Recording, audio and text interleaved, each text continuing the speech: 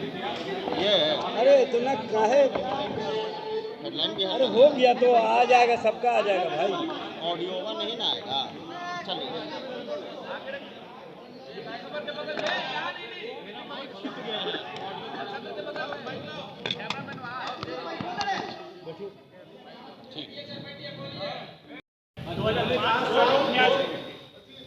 आपको मैं सिर्फ इतना बता, वो तो 17 बरस से थे, अगर किया होता तो ये करने की जरूरत ही नहीं पड़ती तेजस्वी जी को।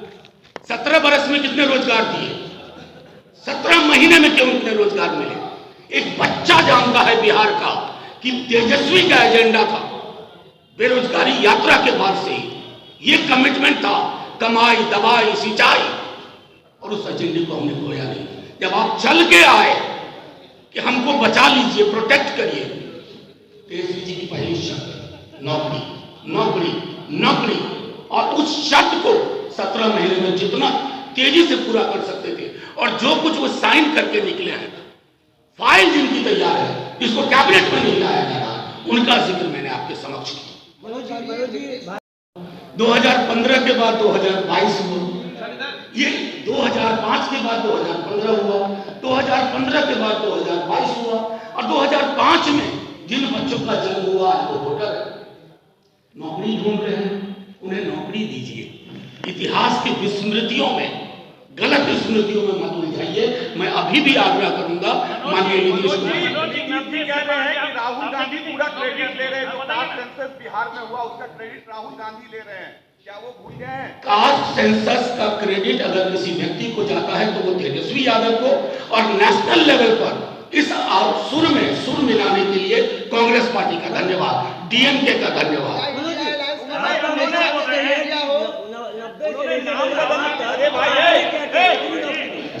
नाम बदलने को लेकर नाम रखा गया था इंडिया अलायंस, जो नाम रखा गया था इंडिया है, नाम को लेकर भी नीतीश जी ने कहा एक व्यक्ति एक बार में पूछिए, मैं पहले उनका सवाल ले लूं फिर आप तक आऊंगा, परेशान ना हो, ले लूंगा सवाल। इंडिया अलायंस जो नाम रखा गया था उसको लेकर नीतीश कुमार बोल रहे कि तो नाम बदलने के लिए भी हमने बोला था। सुनिए, मैं हर उस मीटिंग में रहा हूं, अगर सारी चीजें खोल करके सामने रख दूंगा ना, आपको बचाना मुश्किल होगा।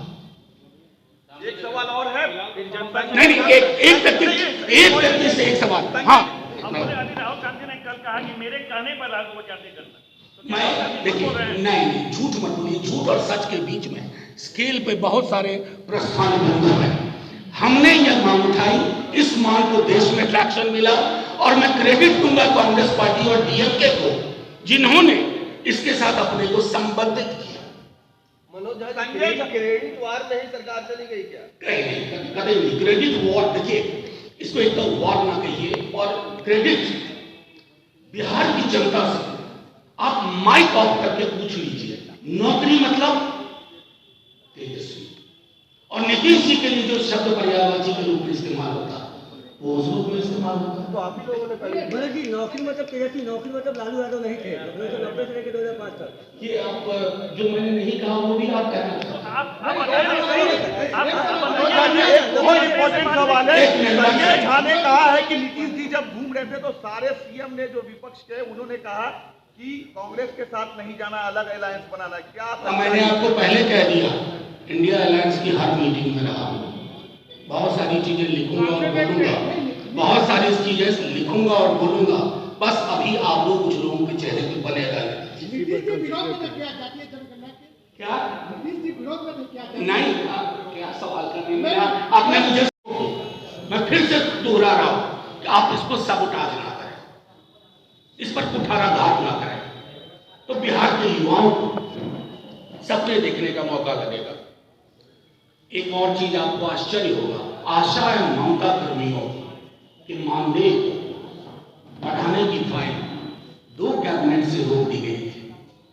मैं खुद पटना में रहकर के महसूस कर रहा, आशा कर्मियों के डेलीगेशन तेजस्वी जी से मिले, उनको भरोसा था, उनकी मानदेय बढ़ोतरी पर सब कुछ हो गया, हस्ताक्षर हो चुके हैं माननीय स्वास्थ्य मंत्री, लेकिन नहीं, क्या बता रहा है, तेजस्वी से न प्रॉब्लम थी, वो भी क्या प्रॉब्लम थी कोई नहीं जानता, आज तक आप नहीं बोल पाए कुछ भी। आशा ममता कर्मियों के लिए क्यों कर रही है व्यवहार? उनका घर कैसे चलेगा? अब तेजस्वी जी से राजनीतिक लड़ाई लड़ी, अरे वो तो उस मिट्टी के बने हैं, झुकेंगे नहीं, लालू जी के बेटे। लेकिन आशा ममता कर्मियों का जो मानदेय बढ़ चुका है उसको रोकने की कोशिश ना करें। आप सबने देखा होगा बीते दिनों मोइनुल हक स्टेडियम गए, सारा कुछ उसका प्रोसेस हो चुका है। मोइनुल हक स्टेडियम का कई हॉस्पिटल्स की काया पलट की सारी प्रोसेस हो चुकी है। 5 स्टार होटल्स को लेकर के, निवेश को लेकर के कई सारी चीजें हो चुकी थी। इसको सिर्फ इसलिए मत रोक दीजिएगा मुख्यमंत्री जी कि ये सपना तेजस्वी का था, ये सपना बिहार का। तेजस्वी जी ने उस पर मुहर लगा, उनकी मुहर को सिर्फ इसलिए खारिज ना कर दीजिए कि आप इस इधर के देखते देखते उधर के हो गए। ये फैसला संभवतः आपका ना रहा हो, स्वेच्छा से फैसला लेने के आप संभवतः समर्थ हैं या नहीं मैं नहीं जानता, लेकिन ये जरूर जानता हूं कि कई नेतानुमा अधिकारी और कई अधिकारी-नुमा नेता क्या क्या फैसले करवा लेते हैं। इन फैसलों से आपका फासला बढ़ता है लोगों के साथ। 17 बरस आप रहे, अगर नियुक्तियां आपने की होती है तो इतनी पाइलअप ना होती। क्यों लाखों की नियुक्तियां हुई? क्योंकि पाइलअप थी। आपके विजन में वो नहीं था, आपके दृष्टिकोण में नहीं था, आपके स्वभाव में नहीं था, आपके चरित्र में नहीं था। अब सब चीजें रास्ते बन गया है, आप निकल गए। किस दबाव में, किस डर में, किस भय में, किस खौफ में, ये विश्लेषण पत्रकार करेंगे, बिहार की आम जनता करेगी। लेकिन एक लेट मी फिनिश, मुझे खत्म करने दीजिए। नहीं, कहानी नहीं है ये, बिहार के युवाओं का तथ्य है। आपको क्या लग रहा है? नहीं, आप मुझे पहले अपनी बात खत्म करने दीजिए। इतना संवाद का स्तर बना रहे। हाँ, मैं सिर्फ ये कहना चाहता हूँ, पॉलिटिकल लड़ाई लड़िए, लेकिन पॉलिटिकल लड़ाई के साथ साथ बिहार के हक और हकूक, लाखों लोगों के रोजगार बाधित न करिए, क्योंकि ये रोजगार तेजस्वी जी सत्ता में रह करके अगर दे रहे हैं तो सड़क पर रह करके भी आपको मजबूर कर देंगे। बस इतना मुझे कहना था। और आज की प्रेस कॉन्फ्रेंस इसी से सीमित है। मैं आपसे आग्रह करूंगा, आज की प्रेस कॉन्फ्रेंस से उत्पन्न मुद्दों पर आप मुझसे सवाल करें। क्यों आप सब बीते कुछ हफ्तों से बिहार में लगातार चल रही बदल रही घटनाक्रम से वाकिफ हैं। आपका मैं तो मान लूंगा, मैं उधर ही देखूंगा, लेकिन उनके बारे में क्या कहूँ जो कभी इधर देखते हैं कभी उधर देखते हैं। मेरा मानना है कि थोड़ी चीजें ऐतिहासिक परिप्रेक्ष्य में बात की जाए। माननीय मुख्यमंत्री जो तब भी मुख्यमंत्री थे 2022 में, अब भी हैं, जब उन्होंने लालू जी और हमारे नेता तेजस्वी जी को अप्रोच किया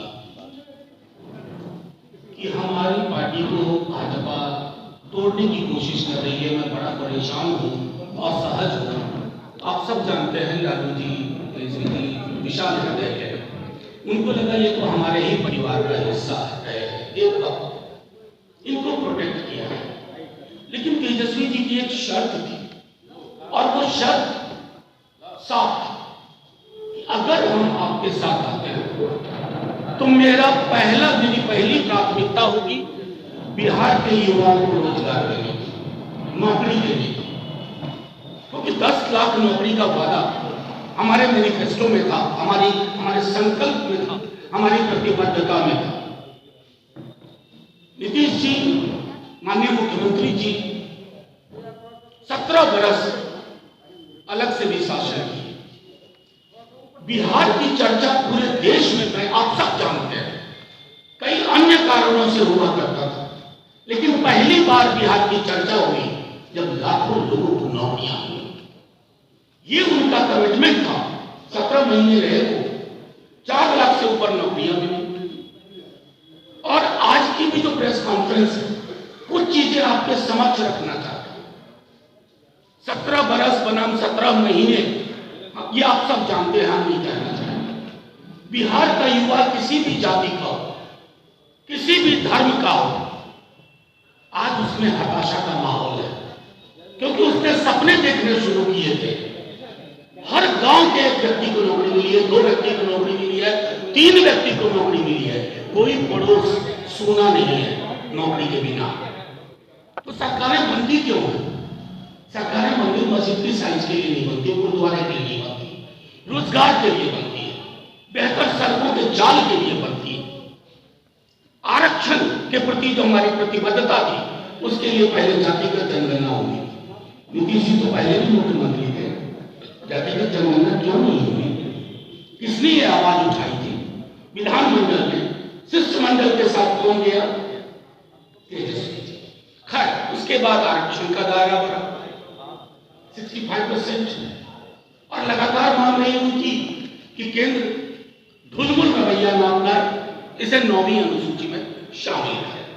बहरहाल ये केंद्र के विवेक पर, उनके संकीर्ण मानसिकता के बारे में मैं कुछ कहना नहीं चाहता। अभी 1,35,000 से ज्यादा पद सृजित कर चुके हैं, तेजस्वी जी कर चुके थे स्वास्थ्य विभाग में। 1,35,000 सब कुछ हो चुका है। बस मैं माननीय मुख्यमंत्री जी से आग्रह करता हूं कि सिर्फ ये तेजस्वी का विजन था, इसलिए इसको खारिज ना करें। बिहार के युवाओं को स्मरण करें और इन 1,35,000 नौकरियों पर 2 महीने के अंदर सारी प्रक्रिया पूरी करें। क्योंकि तेजस्वी का आइडिया था, अरे क्रेडिट उसको हो जाएगा ना। हम इतनी छोटी राजनीति पर भरोसा नहीं करते, क्रेडिट लोग दे रहे हैं, क्या करें, लोगों का मुंह बंद करते।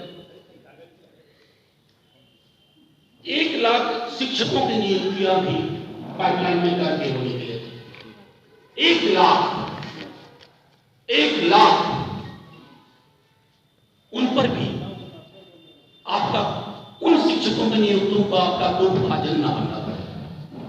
आप उनको पूरा करें 30 से 40 दिन के अंदर, तो एक संदेश जाएगा। लेकिन अगर आपको लगे करें तो तेजस्वी ने उसकी मिनिस्ट्री ने, उनके मंत्रिमंडल ने, उनके सहयोगियों ने किया था, इसको ना किया जाए, इस प्रक्रिया और इस मानसिकता से माननीय मुख्यमंत्री जी आप बाज आए। बिहार की भलाई के अलावा हमारी पार्टी का कोई एजेंडा नहीं है। मैं बार बार दोहरा रहा हूं, इन 17 महीनों में बिहार की चर्चा पॉजिटिव एजेंडे के साथ हुई, बल्कि मुख्यमंत्री जी जब कभी सदन में या कुछ बोल गए, हमने कहा ना, इससे विचलित नहीं होना, ये विचलित नहीं होना, उन्हें भी समझाया, आगे बढ़े। गृह विभाग और अन्य विभागों, मसलन सहकारिता, ग्रामीण कार्य विभाग, पार्टी से पूछिए ना महाराज। मैं सिर्फ इतना कहना चाहता हूं, आप सब जानते हैं बिहार में कि तेजस्वी जी ने इस बात को उठाया, फिर नीतीश जी ने उनसे मुलाकात की, आप सबको पता है, बंद कमरे में। उसके बाद नीतीश जी दिल्ली तक गए, तेजस्वी जी ने ही प्रधानमंत्री के समक्ष सारी बातें रखी। प्रधानमंत्री जी की चुप्पी भी ऐतिहासिक दस्तावेज, और उसके बाद जो कुछ हुआ, जनगणना संपन्न हुई, कोर्ट में कौन गया मुझे बताइए? भाजपा गई थी ना। सॉलिसिटर जनरल कौन है? कौन अपॉइंट करता है सॉलिसिटर जनरल? वो क्यों गए थे? रोकने के लिए। तो बच्चा बच्चा जानता है, और चूंकि बच्चा बच्चा जानता है तो हमें कहने की जरूरत नहीं है। Thank you.